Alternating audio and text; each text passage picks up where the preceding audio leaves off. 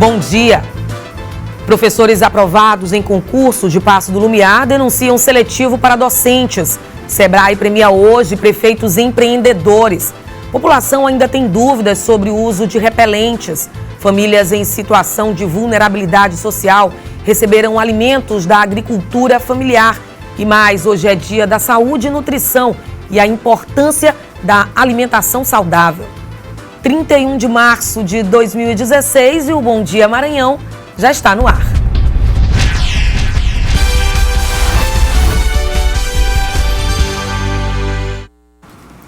Professores aprovados em concurso público no município de Paço do Lumiar em 2014 e que ainda não foram chamados denunciam a realização de um novo seletivo para docentes.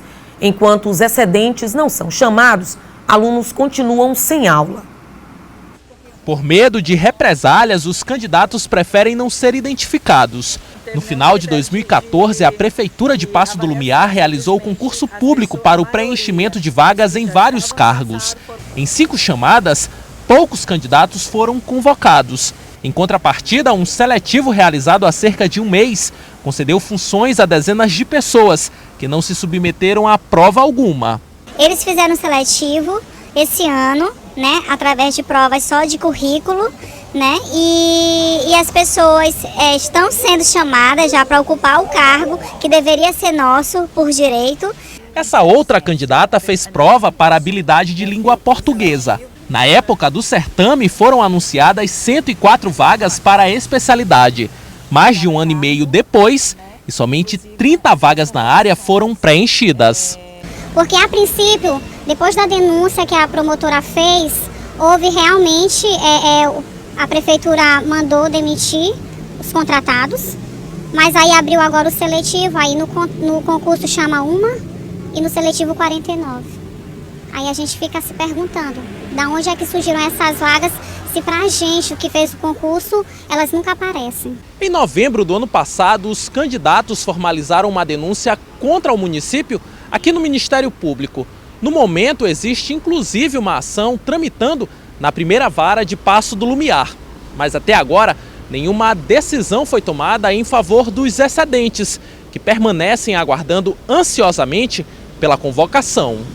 Estamos dependendo dessa decisão do juiz, que a promotora, quando ela fez a ação, ela pedia para ser chamado todos os excedentes, uma vez que havia comprovado contratos irregulares.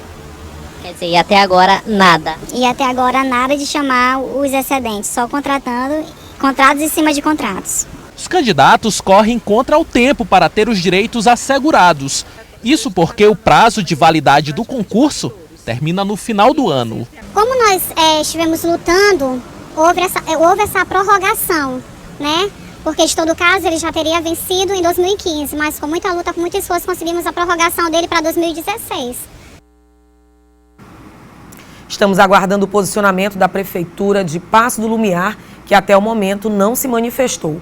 E olha só, com o aumento da procura por repelentes, crescem também as dúvidas da população com relação aos produtos artificiais e caseiros que podem ajudar a afastar o perigo de doenças transmitidas pelo mosquito Aedes aegypti. Com o aumento das doenças vindas do Aedes aegypti, o número de vendas de produtos que prometem deixar o mosquito bem longe dispararam. Esse foi o caso do repelente. Nessa farmácia, o item ficou em falta após a procura excessiva. A procura realmente por repelente está muito grande, né? Bastante, né? Demais. A gente chega à mercadoria e a gente não consegue nem colocar direito na prateleira porque já está todo mundo querendo. Mulheres grávidas precisam ter um cuidado a mais. O Ministério da Saúde confirmou a ligação do vírus Zika com a microcefalia, trauma que acomete crianças ainda em formação dentro da barriga da mãe. A Sâmia sempre se preocupou em prevenir contra o mosquito da dengue, mas ao 6º mês ela teve que enfrentar um probleminha: a falta do produto. Esse mês esteve em falta em vários estabelecimentos, aliás, em todos que eu procurei, não encontrei repelente de jeito nenhum. Sempre eu procuro quando o meu já está quase acabando. E aí eu já entrei em desespero, né? Não tinha lugar nenhum, o que eu ia fazer. Aí a minha mãe fez esse daqui caseiro pra mim. A farmacêutica Amanda explica as diferenças entre o repelente caseiro e o artificial.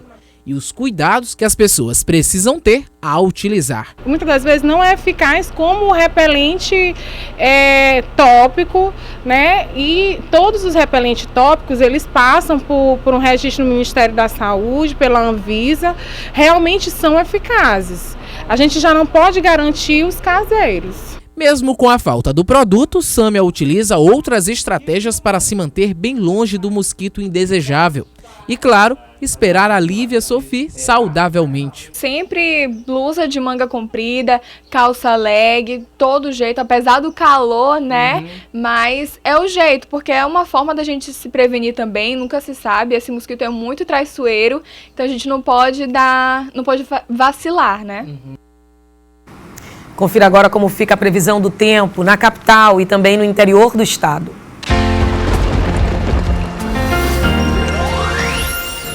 No Maranhão, a chuva será persistente ao longo do dia. Em Barreirinhas, as temperaturas devem variar entre 23 e 33 graus. Na cidade de Balsa, a mínima prevista é de 23 e a máxima de 32 graus. Nas cidades de Imperatriz e Pinheiro, a temperatura pode chegar a até 33 graus. Em São Luís, a previsão de chuva e os termômetros devem oscilar entre 24 e 32 graus. E a seguir, Sebrae premia hoje prefeitos empreendedores. Agora são 7 horas e 39 minutos. O Bom Dia Maranhão volta já.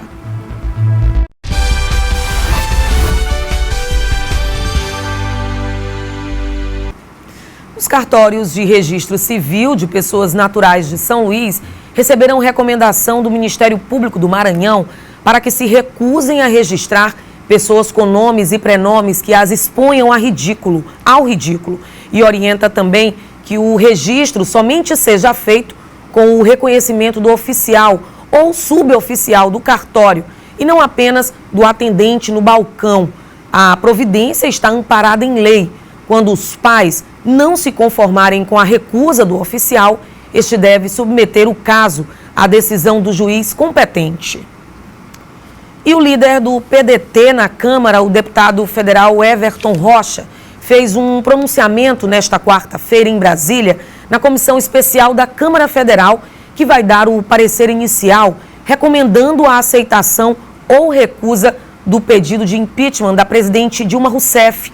O deputado se posicionou firmemente contra o pedido de impeachment.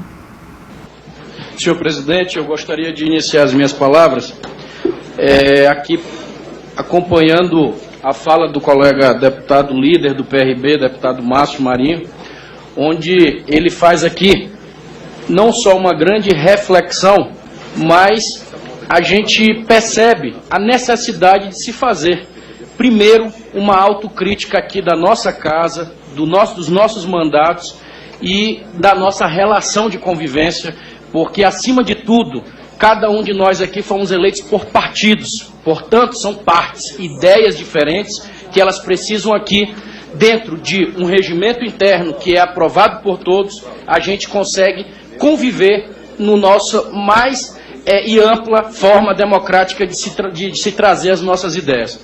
É um absurdo, numa altura dessa do campeonato, em pleno século XXI, defensores, todos nós, dos dois lados da democracia, achar que a democracia só vale quando se fala o que a gente acha que tem que ouvir ou a verdade que cada um aqui acha que tem. Então nós, do PDT, temos a convicção que esta peça que aqui estamos analisando, do impeachment, é uma peça que não tem razão de existir. Não irei fazer nenhum tipo de pergunta, até porque todos sabem, e já foi esclarecido aqui, que um dos mentores dessa peça, o professor Sr. Miguel, ele é um militante histórico de um partido de oposição. Então é óbvio que todas as declarações que ele teve, e o Hélio também, todas as participações que ele teve, a gente está claro aqui que ele não vai ter nenhum tipo de condições de agregar a denúncia que ele acabou de fazer. A fala de Vossa Excelência é sempre brilhante e importante de ouvir. Por favor, só o silêncio da casa. Quero lhe dizer que podem ficar falando à vontade, gritando e reclamando, mas o que é importante o Brasil saber é que aqui está orquestrado, sim, uma manobra para se tirar um mandato. Eu não estou falando aqui de pessoas. Eu não sou filiado ao PT. Lá no meu estado não fui aliado a eles. Pelo contrário, a chapa que eu me elegi lá foi junto com o PSDB, junto com o PSB e com o PCdoB. Foi um outro campo político. Mas nem por isso, tá, nós estamos aqui tendo que dizer que, porque é ela, mas amanhã vai ser um outro presidente, vai ser um outro cidadão que está lá nessa cadeira. Se ela tiver que sair de lá, ou quem tiver lá naquela cadeira, que saia no voto. Remédio para governo ruim é eleição, não é esse tipo de manobra que está aqui. Portanto, o PDT não vai apoiar esse pedido de impeachment. Nós iremos resistir, sim, e pode gritar, pode fazer o que quiser, mas vai ter que ter voto. E voto é na eleição, senhores. E agora a gente fala de economia. A Bovespa teve alta de 0,18% aos 51.248 pontos. No mercado de câmbio, o dólar teve queda e está cotado a R$ 3,62. O peso argentino também teve queda e vale 24 centavos. O euro seguiu em queda de 0,63%, cotado a R$ 4,08. E será entregue hoje o prêmio Sebrae Prefeito Empreendedor. A premiação reconhece os gestores municipais que colocam o empreendedorismo na pauta de seus programas de governo. Sobre o assunto, eu converso agora com o diretor superintendente do Sebrae Maranhão, João Martins. Bom dia, João, seja muito bem-vindo ao Bom Dia Maranhão. Eu queria que o senhor começasse falando da importância da premiação, principalmente para o município, no tocante aí ao desenvolvimento econômico. Bom, o Prêmio Sebrae Prefeito Empreendedor, ele está na sua 9ª edição. É uma forma que o Sebrae desenvolveu de reconhecer as boas práticas de gestão, né? Aqueles gestores públicos municipais que se destacam por criar situações diferenciadas e que favoreçam um ambiente para os micro e pequenos empreendedores do município. Isso é uma prática diferenciada. O Sebrae não faz isso sozinho, ele busca parcerias com a Confederação Nacional dos Municípios, com o Tribunal de Contas do Estado, o Governo Federal, com o Governo Estadual e principalmente com representantes da classe empresarial para identificar e reconhecer essas boas práticas de gestão. Esses prefeitos pautaram empreendedorismo em seus programas de governo. É bem isso? Com certeza. Nós tivemos uma adesão ao edital que foi publicado de 58 municípios. Ou seja, dos 217 municípios do Maranhão, 58 prefeitos, 58 gestores ou gestoras, no caso prefeitas também, elas se interessaram em participar desse prêmio para, juntamente com o Sebrae, capacitar as suas equipes da Prefeitura Municipal, os seus colaboradores, as equipes das secretarias dos municípios e também capacitar, fortalecer o microempreendedorismo local. Dessa forma, você capacita quem compra, que no caso é o município, como você também capacita quem vende para o município, que são os empreendedores aqui trazendo para uma situação de compras governamentais. Então o município só tem a ganhar com isso porque você desenvolve o município do ponto de vista socioeconômico. E aí a gente fala de empreendedorismo, tem como o senhor de repente citar alguns casos de sucesso? Essa já é a 9ª edição do evento, não é? A 9ª edição do evento. Como um caso de sucesso, nós temos o município de Estreito, na região tocantina, o prefeito Cícero, que já foi vencedor na edição passada, ele foi vencedor em nível estadual e, para a felicidade do Maranhão, ele foi vencedor em nível nacional. Hoje é um prefeito que é convidado pelo Sebrae Nacional para fazer palestras a respeito dos resultados exitosos que ele conseguiu no município onde praticamente 90% das compras são feitas dentro do município, ou seja, isso aquece a economia local e faz com que o dinheiro circule e você privilegia a participação desses empresários do município. São quantos finalistas, então, e a expectativa da divulgação desse prêmio acontece hoje também, né? Esse prêmio acontece hoje às 7 da noite. Exatamente. Hoje nós teremos às 19 horas, né, no Centro de Convenções Pedro Neiva de Santana. Nós temos 13 municípios finalistas, são 7 categorias. Esses municípios eles participam com suas respectivas caravanas, né, e seus parceiros também empresariais, né, que acreditam também que o município possa se destacar. Isso é uma vitrine, é uma visibilidade, é um reconhecimento que o SEBRAE traz para a boa prática na gestão pública e que isso possa servir também de exemplo, de espelho, para que outros prefeitos, para que outras prefeitas possam se espelhar nessa prática que é diferenciada para a gente poder, dessa forma, criar um ambiente favorável para os municípios. São quantas categorias e como é que foi feito todo esse processo de seleção? São 7 categorias, né? Essas 7 categorias são definidas pelo SEBRAE Nacional. Sim. E o processo ele se dá por uma adesão ao edital, que é publicado com antecedência no ano anterior, no caso em 2015, e o SEBRAE ele primeiro faz uma avaliação dos projetos que são apresentados de forma escrita. No segundo momento, os técnicos do SEBRAE visitam os municípios em parceria com as prefeituras e com os empresários, eles verificam verificam os projetos, se o que está no papel é o que realmente está acontecendo enquanto prática ali apresentada, e que isso chama-se a coleta de evidências. E no segundo momento, nós voltamos para São Luís e em parceria com outras instituições públicas e privadas, tanto do governo do estado quanto do governo federal, quanto universidades e principalmente representantes da classe empresarial, eles validam aquelas evidências e aí é feita a seleção, o apontamento das notas e nós chegamos nesse momento final que é o momento de premiação. Ok, eu conversei com o João Martins, que é diretor superintendente do SEBRAE Maranhão. Mais uma vez, muito obrigada pelas suas informações. Nós que agradecemos e contamos com todos hoje no Centro de Convenções Pedro Neiva de Santana. E a gente vai para um rápido intervalo e na volta a gente fala sobre nutrição e a importância de alimentação saudável. 7h52, eu volto já.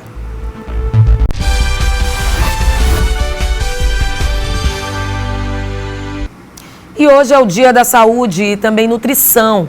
A data que tem como objetivo principal conscientizar a população sobre a importância da boa alimentação. Ao vivo, o repórter Clécio Bertozzi tem mais detalhes da programação, inclusive, não é isso, Clécio? Bom dia. Bom dia, Eliene. Bom dia a você que acompanha o Bom Dia Maranhão. Olha, é isso mesmo, Eliene. A boa alimentação é uma tarefa um tanto difícil, mas não impossível. Ao meu lado, a nutricionista Jaqueline Galvão, que vai falar um pouquinho sobre o dia e também dar dicas de alimentação, né, Jaqueline? A alimentação é um tanto corrida, né? A má alimentação se deve justamente ao tempo. É isso mesmo? Isso. A alimentação, hoje em dia, é uma tarefa muito difícil de poder executar devido à correria do dia a dia.